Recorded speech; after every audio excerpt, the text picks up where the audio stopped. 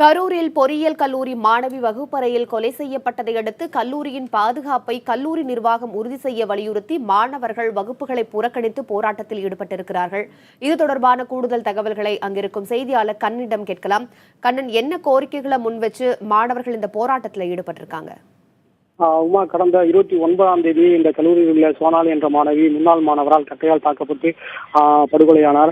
அதைத் தொடர்ந்து கல்லூரிக்கு நிர்வாகம் உடனடியாக கல்லூரிக்கு காலவரட்டு விடுமுறை விட்டது. இதையடுத்து இன்று வகுப்புகள் தொடங்கும் என அறிவிக்கப்பட்டிருந்து ஒரு நூற்றுக்கணக்கான மாணவர்கள் கல்லூரி முன் திறந்தனர். அவர்கள் வகுப்புகளை புறக்கணித்து கல்லூரி வாயில் முன்பாக அமர்ந்து, அதாவது கல்லூரி படிக்கும் மாணவர்கள் பாதுகாப்பை உறுதிப்படுத்த வேண்டும், கல்லூரி உள்ளூரி வளாகம் முழுவதுமே சிசிடிவி கேமராக்களை பொருத்த வேண்டும். அது மட்டும் இல்லாமல் கல்லூரிக்கு சம்பந்தமில்லா வருவோர் குறித்த வருகை பதிவேடு ஒன்று பதிவு செய்து அவர்கள் முழுமையான தீவிர விசாரணைக்கு அனுமதிக்க வேண்டும் உள்ளிட்ட கோரிக்கைகளை வலியுறுத்தி தற்சமயம் அவர்கள் வாசல் முன்பு அமர்ந்து போராட்டத்தில் ஈடுபட்டு வருகின்றனர்.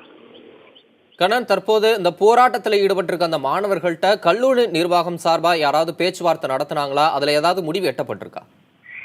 தமிழகத்தில் இந்த போராட்டத்திற்கு உடனடியாக வெளிப்பட்ட கரூர் காவல்துறையினரும் இரண்டு டிஎஸ்பி தலைமையில் போலீசார் மாணவர்களை சமாதானப்படுத்தி வருகின்றனர். அது மட்டும் இல்லாமல் கல்லூரி நிர்வாகத்திலிருந்து அந்த கல்லூரி தலைவர் மற்றும் முதல்வர் அவர்களின் மாணவர்கள் பேச்சுவார்த்தையை அழைத்து வந்து கொண்டிருக்கின்றனர். தற்சமயம் அந்த மாணவர்கள் தங்களுடைய கோரிக்கைகளையும் நேரடியாக போலீசார் முன்னிலையில் அந்த கல்லூரி நிர்வாகத்திற்கும் தெரிவித்துக் கொண்டிருக்கிறார்.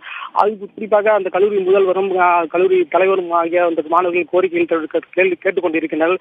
இன்னும் சிறு ஒரு சிறிய உடன்பாட்டை ஏற்படும் என்று எதிர்பார்க்கப்படுகிறது.